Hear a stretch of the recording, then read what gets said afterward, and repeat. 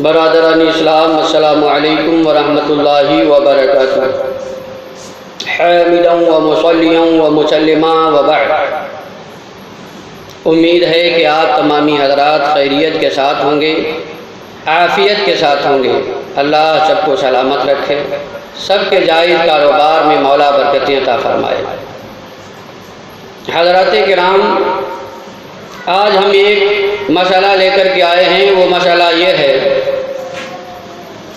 एक साहिब ने सवाल किया कि एक मर्द के ऊपर कोई अल्लाह के वली आते हैं, यानी एक मर्द के ऊपर अल्लाह के वली की सवारी आती है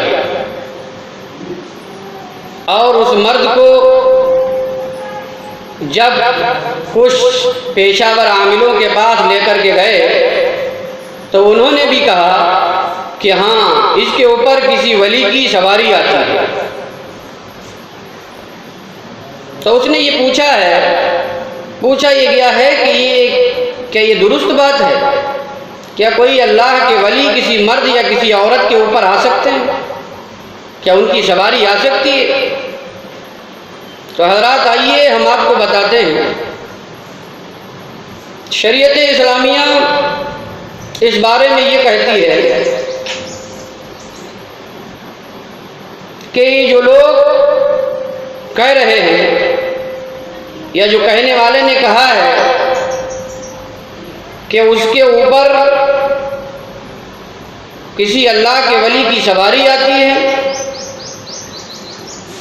तो वो कहने वाला मक्कार है, ये उसका मकर और फरेब है। और जिन पेशावर आमिलों ने या पेशावर पीरों ने उसकी तस्दीक की, ये उन लोगों का ढकोसला है। कोई अल्लाह का वली कभी भी किसी मर्द या औरत पर नहीं आ सकता। जो लोग ये दावा कर रहे हैं और ये कह रहे हैं कि फलां अल्लाह के वली फलां के ऊपर आ गए हैं, या वो दावा कर रहा है कि मेरे ऊपर आ गए हैं, अपने ऊपर आने के लिए दावा कर रहा है, उसे अल्लाह का डर अपने दिल में पैदा करना चाहिए। उसे अल्लाह से डरना चाहिए। अल्लाह का अज़ाब बहुत सख्त है और ये अल्लाह को बदनाम ना किया जाए, क्योंकि कोई अल्लाह का वली कभी भी किसी मर्द या किसी औरत के ऊपर नहीं आता। हाँ, जिन और हमज़ात ये किसी भी मर्द या औरत पर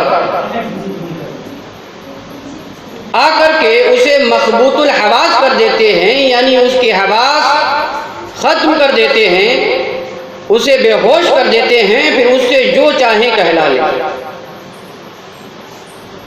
हमारी इस बात की तस्दीक तायीद कुरान करीम की आयत करीमा से भी होती है। सूरह बकरा की आयत करीमा है, रब ताला इरशाद फरमाता है, अल्लज़ी यतखब्बतुहु शैतानु मिनल मस, यानी जिसे आसेब ने छूकर मखबूत बना दिया, यानी जिसे आसेब ने छूकर बेहोश कर दिया। तो इस आयत करीमा से भी हमें मालूम हुआ कि जिन और हमज़ात आसेब ज़दा पर आते हैं और उससे फिर जो चाहते हैं कहलाते हैं। और ये जो आवाम में मशहूर है कि खबीस रूहें आसेब ज़दा पर आती हैं। हज़रात, पहले तो आप आसेब ज़दा को समझिए। आसेब ज़दा, इसे अगर हम अपनी देसी भाषा में समझना चाहें तो इस तरह से समझ सकते हैं कि आसेब ज़दा कहते हैं जिसके ऊपर चक्कर हो, जिसके ऊपर चक्कर हो उसे आसेब ज़दा बोलते हैं। तो आइए हम आपको आगे ले चलते हैं। अवाम में ये मशहूर है कि खबीस रूहें आसेब ज़दा पर आती हैं। हज़रात, ये बात बिल्कुल सही नहीं है। इसलिए सही नहीं है क्योंकि खबीस रूहें ये तो कैद कर ली जाती है,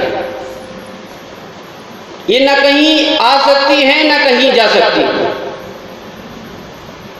हाँ, काफिरों और मुशरिकों और शरीर किस्म के लोगों के जो हमजाद होते हैं वो हमजाद आज़ाद रहते हैं।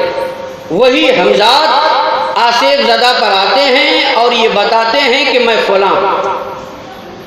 तो हमें मालूम हुआ कि खबीस रूहें आसेब ज़दा पर नहीं आती हैं, बल्कि उनके जो हमजाद होते हैं हमजाद आसेब ज़दा पर आया करते हैं।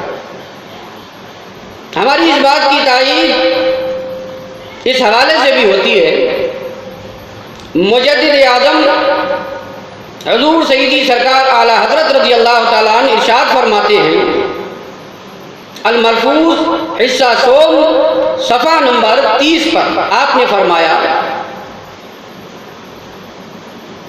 मुसलमान का हमजाद कैद कर लिया जाता है और काफिर का भूत हो जाता है, यानी काफिर का हमजाद आज़ाद रहता है।